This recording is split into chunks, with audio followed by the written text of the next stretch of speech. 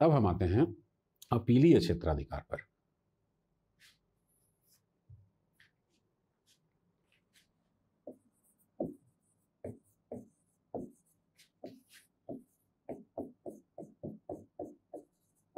अपीलीय क्षेत्राधिकार में बताया जा रहा है एक तो सिविल मामले होते हैं यानी दीवानी मामले होते हैं,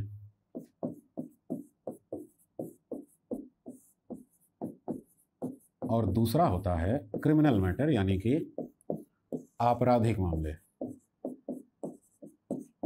दोनों के नियम अलग अलग हैं। सिविल मामले में कहा गया है कि सिविल या दीवानी मामलों में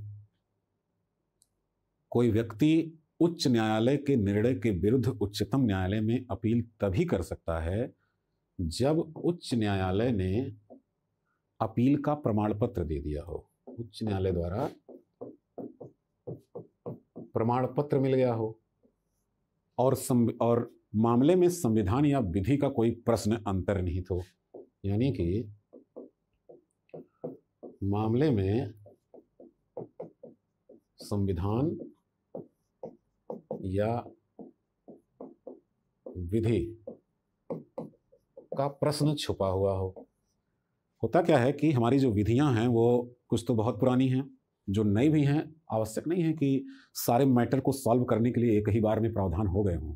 कई बार ऐसे मामले आ जाते हैं कि उसको लेकर के विधि में कोई प्रावधान ही नहीं होता है। ऐसी स्थिति में उच्च न्यायालय उपलब्ध साक्ष्यों के आधार पर, गवाहों के आधार पर अपने हिसाब से फैसले तो दे देता है, लेकिन वो सुप्रीम कोर्ट को रेफर कर देता है कि आप चाहें तो सुप्रीम कोर्ट में अपील कर सकते हैं, क्योंकि अंतिम रूप से विधि की व्याख्या करने का अधिकार उन्हीं को है। तो इसको प्रमाण पत्र कहा जाता है। यानी फैसला सुनाने के बाद नीचे लिख दिया जाएगा कि इस मामले में आप उच्चतम न्यायालय में अपील कर सकते हैं, तो इसको प्रमाणित करना बोलते हैं, तब आप जा सकते हैं। अब दूसरा मामला है आपराधिक। अब आपराधिक मामलों में कब अपील की जा सकती है, तो देखते हैं इसको एक करके। सबसे पहले कहा गया आपराधिक मामलों के लिए 3 कंडीशन रखी गई है। पहला ये कि यदि उच्च न्यायालय ने निचली अदालत के निर्णय को बदलते हुए अभियुक्त को दोषी ठहराया हो और मृत्यु दंड दे दिया हो। निचली अदालत के निर्णय को बदलकर